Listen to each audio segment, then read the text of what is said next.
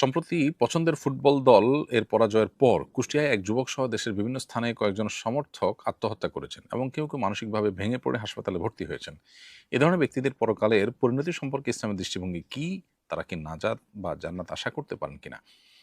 এ প্রসঙ্গে ফুটবল উন্মাদনা ও খেলাধুলার প্রতি অতিরিক্ত আসক্তি সম্পর্কে আপনার নসিহা কামনা করছি। খুবই দুর্ভাগ্যজনক একটি বিষয়, কুষ্টিয়ায় যেই ভাইটি মারা গেলেন আত্মহত্যা করে, তার পছন্দের দলটি হেরে গেছে ফুটবল থেকে, আউট হয়ে গেছে সেজন্য। সে ভাইটির স্ত্রী আছেন, ছোট, ছোট বাচ্চা আছে। আপনি চিন্তা করতে পারেন যে আ ছোট বাচ্চার প্রতি মায়া নেই কার?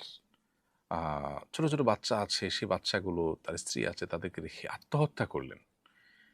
আল্লাহ মাফ করুন, জাহালাত এবং শয়তানের আ আপনার প্রভাব আমাদের উপরে কোন লেভেলে চলে গেলে মানুষ এ পর্যায়ে যেতে পারে, সেটা আসলে চিন্তা করবার বিষয়।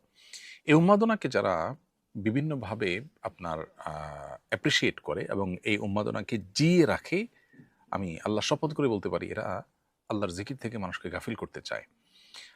এবং এর পেছনে যে সমস্ত কারিগররা আছে তাদের বিভিন্ন কমার্শিয়াল বিভিন্ন জাগতিক বিভিন্ন ধান্দা, উদ্দেশ্য, সেগুলো বাস্তবায়ন করবার জন্য আমরা অনেকটা বলতে পারি যে আপনার কাঁচামালের ভূমিকায় অবতীর্ণ হয়েছি। খেলাধুলা আপনি পছন্দ করেন, খেলাধুলা আপনি খোঁজখবর রাখেন, এতটুকু পর্যন্ত তো চিন্তা করা যায়। কিন্তু খেলাধুলার জন্য আপনি জীবন দিয়ে দিচ্ছেন। উন্মাদনাটা এই লেভেলে চলে যাচ্ছে যে আপনার পরিবারকে আপনি পথে বসিয়ে দিয়ে তাদের কথা চিন্তা না করে আপনি আত্মহত্যা করছেন। এর চেয়ে জঘন্য বিষয় আর কিছু হতে পারে না। এমনি আত্মহত্যা গুনাহের বিষয়, হারামের বিষয়। আত্মহত্যাকারী ব্যক্তি কখনো জান্নাতে যাবে না, চিরকাল জাহান্নামে থাকবে। এই মর্মে একটা হাদিস রয়েছে। যদিও অনেক ওলামা কেরাম বলেছেন যে যারা আত্মহত্যাকে বৈধ মনে করে, হালাল মনে করে, দোষী মনে করে না, হারামকে হালাল মনে করার কারণে এই পরিণতি তাদের হবে। এরকম আরো নানা ব্যাখ্যা আছে। কিন্তু দিন শেষে এটার পরিণতি যে জাহান্নাম, এ সম্পর্কে কোনো ওলামা একরাম কোনো ভিন্ন মত নেই, কারণ সমস্ত হাদিসগুলো একই কথা বলে। অতএব এমনিতে আত্মহত্যা কাবিরা গুনাহ। এরপর আবার এরকম একটা বিষয়কে কেন্দ্র করে, যেটা সাথে আপনার ইমানের চেতনার সাংঘর্ষিকতা আছে রীতিমতো, যেটা আপনার আল্লাহর জিকির থেকে গাফিল করে নেয়। এরকম একটা বিষয় আপনি একজন কাফির বা একদল কুফফারের ভক্ত অনুরক্ত হয়ে তাদের পরাজয়ে আপনি ব্যথিত হয়ে আত্মহত্যার পথ বেছে নিয়েছেন। এখানে আপনার আত্মহত্যার কাবিরা গুনাহটি যে কোন মাত্রায় গিয়ে ঠেকে সেটা একমাত্র আল্লাহ তাআলা ভালো জানেন।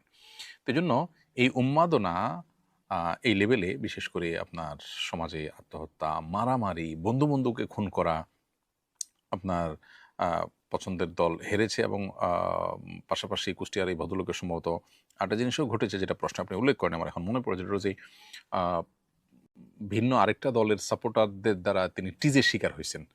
আ এখানে তাদের ও মাত্রাতিরিক্ত আপনার তাদের দ্বারা তিনি আপনার আ ব্যঙ্গ-বিদ্রূপ এবং তাকে বিভিন্নভাবে ক্ষিপ্ত করে তোলা, এগুলো আর সহ্য করতে না পেরে তিনি আত্মহত্যা করেছেন।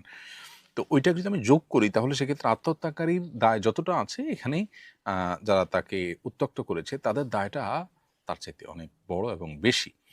তো ২ টাকে যদি আমরা একসাথ করি তাহলে সেক্ষেত্রে সেটাও উন্মাদনার ফলেই হয়। মানে খেলা তো খেলা, সেটার জন্য এত সিরিয়াস হয়ে যেতে হবে? পশ্চিমাদের জীবনে আ বা যারা আল্লাহর প্রতি ঈমান নেই তাদের জীবনে আসলে বেঁচে থাকার জন্য তেমন কোনো অবলম্বন নেই। তারা খেলাধুলা, বিনোদন এগুলাকেই জীবনের মৌলিক অবলম্বনগুলোর মধ্যে একটা শামিল করে তারা সেগুলোর পেছনে পাগলপরা হয়ে তাদের বেঁচে থাকতে হয়। মুসলমানের তো এত দেউলিয়াপনা নেই মুসলমানের মধ্যে। মুসলমান তো এত দেউলিয়ত্ব নেই। মুসলমান তো তার বেঁচে থাকার জন্য বহু অপশন আছে। ফ্যামিলি, স্ত্রী, সন্তান, সমাজ নিয়ে সে অনেক হ্যাপি। তার এখানে আনন্দের বহু উপাদান আছে। সে সেখানে আ নিজের পছন্দের দল জিতলো তো অন্য দলের সমর্থককে টিজ করে তাকে আত্মহত্যা করতে, তাকে মানে অস্থির করে ফেলতে বাধ্য করতে হবে। এটা এক প্রকার জুলুম। আমি মনে করি আ এখানে যাদের আ কারণে লোকটি আত্মহত্যার পথে পা বাড়িয়েছে, তাদেরকে বিচারের মুখোমুখি করা দরকার এবং সেই সাথে আমাদের অ্যাওয়ারনেস বাড়ানো দরকার যে আমরা এই উন্মাদনাটা কমাতে হবে এবং কোনো অবস্থাতেই এটা আমাদের ঈমানের সাথে যায় না। আল্লাহ তাআলা আমাদেরকে হেফাজত রাখার তৌফিক দান করুন।